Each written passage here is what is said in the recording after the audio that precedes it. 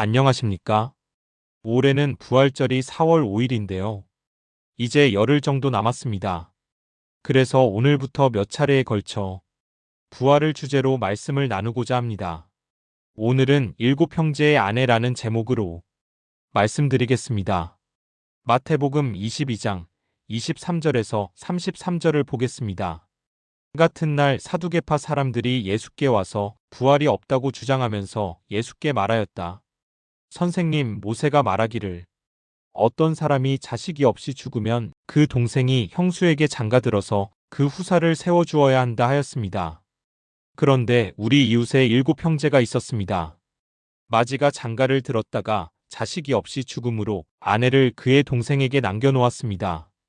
둘째도 셋째도 그렇게 해서 일곱이 다 그렇게 하기에 이르렀습니다.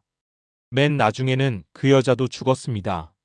그러니 부활 때에 그 여자는 누구의 아내가 되겠습니까? 일곱이 모두 그 여자를 아내로 맞아들였으니 말입니다. 예수께서 그들에게 대답하셨다. 너희는 성경도 모르고 하나님의 능력도 모르기 때문에 잘못 생각하고 있다. 부활 때에는 사람들은 장가도 가지 않고 시집도 가지 않고 하늘에 있는 천사들과 같다.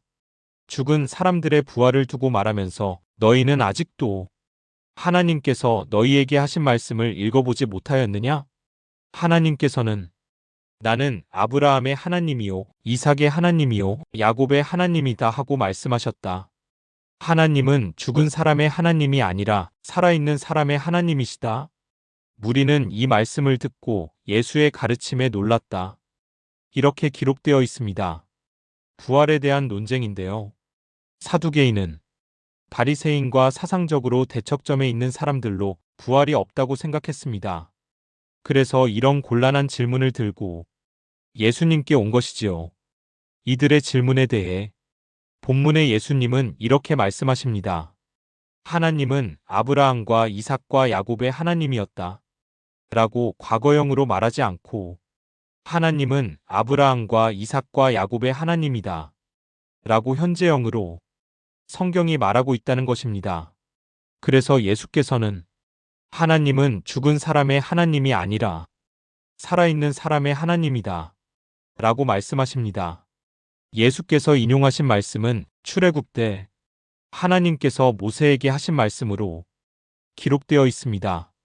모세가 활동하던 시대는 서기전 13세기, 아브라함과 이삭과 야곱이 활동하던 시대는 서기전 18세기에서 20세기였습니다. 그러니까 모세 시대는 그 조상들이 죽은 이후로 500년이 넘는 세월이 흐른 뒤였습니다.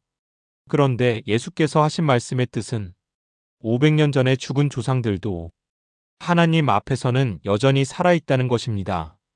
따라서 부활이 있다는 뜻이 되겠습니다.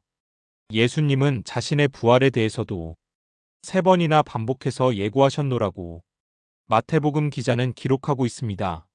마태복음 16장 21절에서 23절을 보겠습니다. 그때부터 예수께서는 자기가 반드시 예루살렘에 올라가야 하며 장로들과 대제사장들과 율법학자들에게 많은 고난을 받고 죽임을 당해야 하며 사흘째 되는 날에 살아나야 한다는 것을 제자들에게 밝히기 시작하셨다. 이에 베드로가 예수를 따로 붙들고 주님, 안 됩니다. 절대로 이런 일이 주님께 일어나서는 안 됩니다. 하고 말하면서 예수께 대들었다. 그러나 예수께서는 돌아서서 베드로에게 말씀하셨다. 사탄아, 내 뒤로 물러가라. 너는 나에게 걸림돌이다. 너는 하나님의 일을 생각하지 않고 사람의 일만 생각하는구나. 마태복음 17장 22절과 23절도 보겠습니다. 제자들이 갈릴리에 모여 있을 때에 예수께서 그들에게 말씀하셨다. 인자가 곧 사람들의 손에 넘어갈 것이다. 사람들은 그를 죽일 것이다. 그런데 그는 사흘째 되는 날에 살아날 것이다. 그렇게 말씀하시니 그들은 몹시 슬퍼하였다. 마태복음 20장 17절에서 19절도 보겠습니다. 예수께서 예루살렘으로 올라가시면서 12제자를 따로 곁에 불러놓으시고 길에서 그들에게 말씀하셨다. 보아라, 우리는 지금 예루살렘으로 올라가고 있다. 인자가 대제사장들과 율법학자들에게 넘겨질 것이다.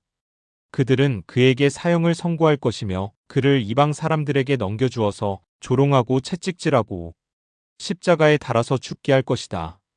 그러나 그는 사흘째 되는 날에 살아날 것이다. 이렇게 기록되어 있습니다.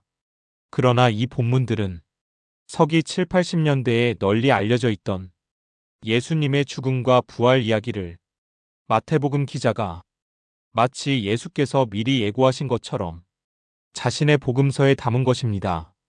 그러나 현대 신학자들 가운데 예수께서 자신의 죽으심과 부활에 대한 예언을 실제로 하셨다고 믿는 사람은 거의 없습니다. 부활 신앙을 받아들인 서기 70년대 이후의 복음서 기자들이 그랬다고 전해져 오는 전승 자료를 인용했거나 자신들의 신념을 예수님의 입을 빌어 기록했을 것이라고 보는 것입니다.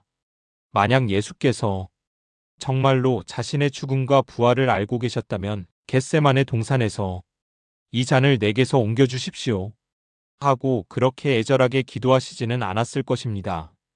그러니까 오늘 우리가 살펴본 본문들에 나타난 기록들은 초대교회의 신앙 고백이지 객관적 사실의 기록이 아닙니다. 제가 오늘 맨 먼저 읽은 본문에 대해 설명하면서 이들의 질문에 대해 본문의 예수님은 이렇게 말씀하십니다. 라고 말씀드렸는데 기억하시는지요? 그냥 예수님이 아니라 본문의 예수님이라고 말입니다. 여러 차례 말씀드린 대로 진짜 예수님과 본문의 예수님은 다를 수 있기 때문입니다. 오늘은 여기까지 하겠습니다. 고맙습니다.